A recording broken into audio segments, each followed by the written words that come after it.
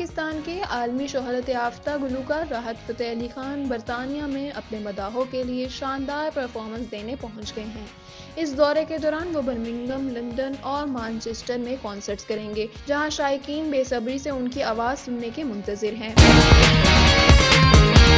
پنجاب حکومت نے پولیس میں کرائم کنٹرول ڈپارٹمنٹ کی منظوری دیتے ہوئے گزٹ نوٹیفیکیشن جاری کر دیا۔ ہر ضلع میں ایک جبکہ لاہور میں CCD کا ایک تھانہ بنایا جائے گا۔ 18 سنگین مقدمات کی تفتیش CCD ڈپارٹمنٹ کو منتقل ہوگی۔ پنجاب حکومت نے پولیس آرڈر 2002 میں تبدیلی کر کے آرڈیننس کے ذریعے بنائے گئے نئے کرائم کنٹرول ڈپارٹمنٹ کی منظوری دے دی۔ برف پگھلنے لگی، ٹرمپ نے ایران کو براہ راست مذاکرات کی پیشکش کر دی۔ امریکی صدر ڈونلڈ ٹرمپ نے عندیہ دیا ہے کہ ایران اور امریکہ کے درمیان بڑھتی ہوئی کشیدگی اور دھمکیوں کے باوجود تہران شاید واشنگٹن کے ساتھ براہ راست مذاکرات پر آمادہ ہو جائے۔ تیسرے ون ڈے میچ میں نیوزی لینڈ کے خلاف پاکستان اوپنر امام الحق منہ پر گیند لگنے سے زخمی ہو گئے۔ ماؤنٹ مونگاونی میں کھیلے جا رہے میچ میں پاکستان اور نیوزی لینڈ کی ٹیمیں مد مقابل ہیں۔ تاہم دوسری اننگز میں گرین شرٹس کی بیٹنگ کے دوران اوپنر امام الحق فیلڈر کی گیند ہیلمٹ سے ہو کر منہ پر لگنے کی وجہ سے انجری کا شکار ہو گئے۔ پاکستان 4 سال کے لیے اقوام متحدہ کے لیے کمیشن برائے منشیات کا رکن منتخب ہو گیا۔ نیو یارک میں UN اقتصادی اور سماجی کونسل کے انتخابات میں پاکستان کا انتخاب عمل میں آیا۔ پاکستان کو 2026 سے 2029 تک 4 سالہ مدت کے لیے منتخب کیا گیا۔ لائک کرنا تو ایزی ہے، بات تو تب ہو جب لائک نہیں لو ہو۔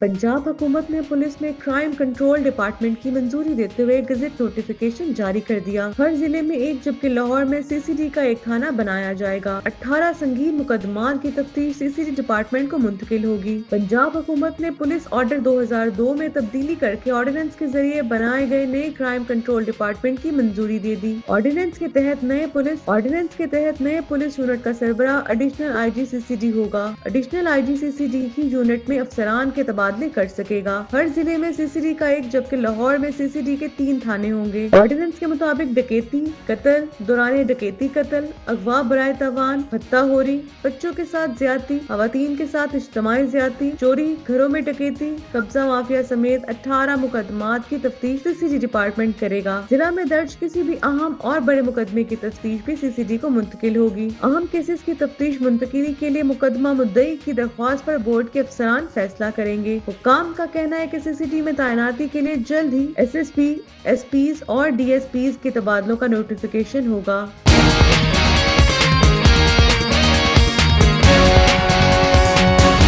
پاکستان کے عالمی شہرت یافتہ گلوکار راحت فتح علی خان برطانیہ میں اپنے مداحوں کے لیے شاندار پرفارمنس دینے پہنچ گئے ہیں۔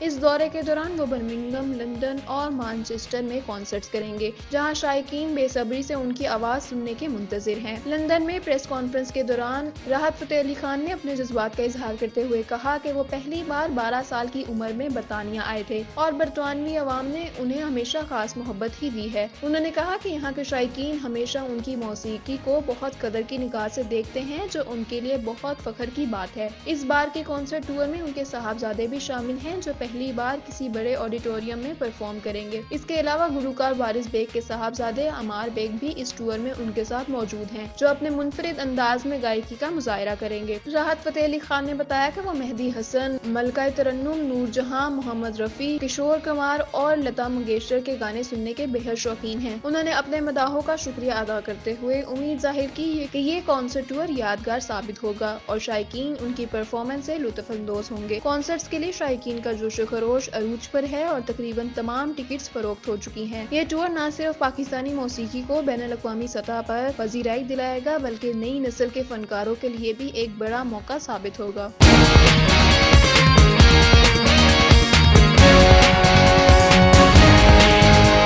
تیسرے ون ڈے میچ میں نیوزی لینڈ کے خلاف پاکستان اوپنر امام الحق منہ پر گیند لگنے سے زخمی ہو گئے۔ ماؤنٹ مونگاونی میں کھیلے جا رہے میچ میں پاکستان اور نیوزی لینڈ کی ٹیمیں مد مقابل ہیں۔ تاہم دوسری اننگز میں گرین شرٹس کی بیٹنگ کے دوران اوپنر امام الحق فیلڈر کی گیند ہیلمٹ سے ہو کر منہ پر لگنے کی وجہ سے انجری کا شکار ہو گئے۔ میچ کے 3 اوور کی تیسری گیند پر امام الحق رن لینے کے لیے دوڑے تو فیلڈر نے تھرو کی، جو امام الحق کے ہیلمٹ سے ہوتے ہوئے ان کے منہ پر جا لگی، جس کے باعث وہ زمین پر جا گرے۔ بال لگنے کے بعد اوپنر امام الحق تکلیف میں نظر آئے اور انہیں میدان سے باہر ایمبولینس کے ذریعے لے جایا گیا۔ صورتحال کو دیکھتے ہوئے فزیو اور کھلاڑیوں نے ان کی فوری دیکھ بھال کی۔ بعد ازاں ان کا کنیکشن ٹیسٹ لیا گیا جس میں وہ فیل ہو گئے، جس کے بعد انہیں ریٹائر ہرڈ ہو کر میدان سے باہر جانا پڑا۔ امام الحق کے ریٹائر ہرڈ ہونے کے باعث ان کی جگہ عثمان خان بیٹنگ کے لیے آئیں گے۔ دوسری جانب اوپنر امام الحق کو گراؤنڈ میں موجود ایمرجنسی سینٹر میں طبی سہولت دی جا رہی ہے۔ بعد ازاں ان کی طبیعت سے متعلق اپڈیٹ فراہم کی جائے گی۔ واضح رہے کہ سیریز کے آخری ون ڈے میچ میں پاکستان کو جیت کے لیے 265 رنز درکار ہیں اور قومی ٹیم نے بغیر کسی نقصان پر 55 رنز بنائے ہیں۔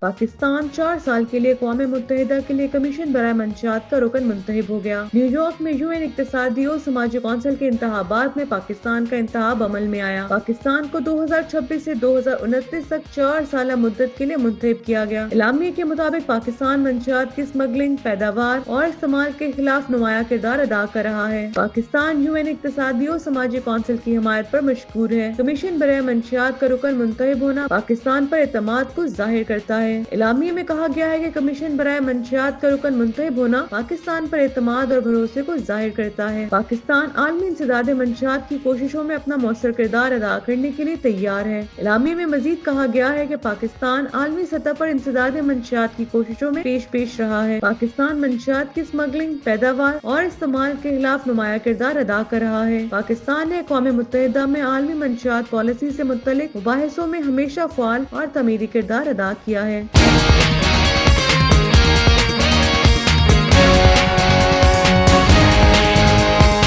برف پگھلنے لگی، ٹرمپ نے ایران کو براہ راست مذاکرات کی پیشکش کر دی۔ امریکی صدر ڈونلڈ ٹرمپ نے اندیہ دیا ہے کہ ایران اور امریکہ کے درمیان بڑھتی ہوئی کشیدگی اور دھمکیوں کے باوجود تہران شاید واشنگٹن کے ساتھ براہ راست مذاکرات پر آمادہ ہو جائے۔ صحافیوں سے بات کرتے ہوئے ٹرمپ نے ایران کے ساتھ آمنے سامنے سفارتکاری کے امکانات کے بارے میں پر امیدی ظاہر کی۔ ان کا کہنا تھا کہ میں سمجھتا ہوں کہ اگر ہم براہ راست بات کریں تو بہتر ہوگا، اس طرح بات چیت تیز ہوتی ہے اور دوسرے فریق کو بہتر سمجھا جا سکتا ہے۔ وہ ثالثوں کا استعمال چاہتے تھے لیکن میرا نہیں خیال کہ اب ایسا ہو۔ گزشتہ ماہ ٹرمپ نے ایران کی قیادت کو ایک خط بھیجا تھا جس میں اس کے جوہری پروگرام پر بات چیت کی دعوت دی گئی تھی، تاہم وہ ایران کو بارہا فوجی کارروائی کی دھمکی بھی دیتے رہے ہیں۔ ایران نے براہ راست مذاکرات کے امکان کو مسترد کر دیا ہے، البتہ تہران نے بالواسطہ سفارتکاری کے لیے آمادگی ظاہر کی ہے۔ اس وقت یہ واضح نہیں کہ ایران نے واقعی اپنی پالیسی بدلی ہے یا ٹرمپ صرف قیاس آرائی کر رہے ہیں۔ امریکی حکومت ایران پر سخت پابندیاں عائد کرتی آ رہی ہے جن کا مقصد اس کے تیل کی برآمدات خاص طور پر چین کو مکمل طور پر روکنا ہے۔ یاد رہے کہ 2018 میں اپنی پہلی صدارت کے دوران ٹرمپ نے ایران کے ساتھ ہونے والے کثیر الملکی جوہری معاہدہ ختم کر دیا تھا، جس کے تحت ایران نے اپنا جوہری پروگرام محدود کیا تھا اور بدلے میں اس پر عائد بین الاقوامی پابندیاں ہٹائی گئی تھی۔ ایران مسلسل کہتا آیا ہے کہ وہ جوہری ہتھیار حاصل کرنے کی کوشش نہیں کر رہا ہے، جبکہ اسرائیل جو امریکہ کا قریبی اتحادی ہے کے پاس خفیہ جوہری ہتھیاروں کا ذخیرہ ہونے کا خیال किया जाता है। जनवरी में दोबारा इक़्तिदार में आने के बाद से ट्रंप ने आलमी तनाज़ात में अमन लाने का वादा किया है, लेकिन ईरान के हवाले से वो कभी सिफारती इशारे देते हैं तो कभी सख्त लबोज लहजा इख्तियार करते हैं। गुज़श्ता हफ्ते उन्होंने कहा, अगर इन्होंने मुआहिदा ना किया तो बमबारी होगी। ईरानी हुकाम भी जवाबी धमकियां देते रहे कि अगर ईरान पर हमला हुआ तो वो मशरिक़ वस्ता में अमरीकी अफवाज और मुफादात को निशाना बनाएंगे। ईरानी सुप्रीम लीडर आयतुल्लाह ख़ामनेई ने गुज़श्ता माह कहा था, अमरीका को मालूम होना चाहिए कि ईरान के साथ धमकियां कभी कामयाब नहीं होंगी। अगर ईरानी कौम के खिलाफ किसी भी किस्म की शरारत की गई तो इसका शदीद जवाब दिया जाएगा। तहम गजा की जंग और दीगर इलाकाई तनाज़ात के बायस ईरान की पोजीशन कमजोर होती नजर आ रही है। ईरान ने हाल ही में लबनान में हिज़्बुल्लाह के सीनियर सियासी और अस्करी रहनुमाओं को निशाना बनाया है। वो ईरान का मजबूत इत्तेहादी तस्वुर किया जाता है। इसके अलावा शाम में सदर बशर अल-असद के ज़वाल के बाद ईरान एक और अहम इत्तेहादी से महरूम हो चुका है। ट्रंप ने ईरान की मौजूदा हालत पर तबसरा करते हुए कहा, मुझे लगता है कि वो फिक्रमंद हैं, वो खुद को गैर महफूज समझते हैं और मैं नहीं चाहता कि वो ऐसा महसूस करें।